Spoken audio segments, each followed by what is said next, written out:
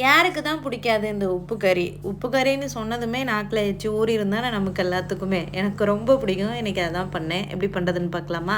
ஒரு பேன்ல எண்ணெய் ஊத்திட்டு, சோம்பு, காஞ்ச மிளகா ஒரு 3 மிளகா தாங்க எடுத்திருக்கேன்.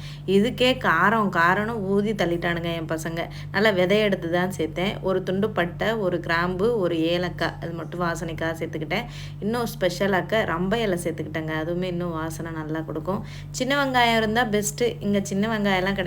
அதனால பெரிய வெங்காயம் ஒரு பெரிய வெங்காயம் எடுத்து கட் பண்ணி சேர்த்துக்கிட்டேன். கொஞ்சம் கருவேப்பிலை நல்லா வெங்காயம் வதங்கினதுக்கப்புறமா இஞ்சி பூண்டு பேஸ்ட்டு ஒரு 1 1/2 டேபிள் ஸ்பூன் அளவுக்கு சேர்த்துட்டு அதையும் வதக்கி விட்டுட்டு நல்லா க்ளீன் பண்ணி எடுத்து வச்சுருக்க சிக்கனையும் சேர்த்துக்கிட்டேன். சிக்கன்லேயே மஞ்சத்தூள் போட்டு மிக்ஸ் பண்ணி வச்சனால நான் எக்ஸ்ட்ரா மஞ்சத்தூள் எதுவுமே சேர்க்கல. உப்பு மட்டும் ஆட் பண்ணிவிட்டு நல்லா மிக்ஸ் பண்ணி விட்டுட்டு மூடி போட்டு வச்சிட வேண்டியதான். என்னதான் விதவிதமாக மசாலா போட்டு நிறைய நேரம் சமைச்சு அந்த கிரேவியை சாப்பிட்டாலுமே சிம்பிளாக பண்ணுற இந்த உப்பு கறிக்கு ஈடாகுமாங்க. அடிஷ்னலாக எந்த மசாலாவுமே சேர்க்க தேவையே இல்லை. ஃபைனலாக இறக்கும்போது மிளகு பொடி மட்டும் சேர்த்து இறக்குனா போதும்.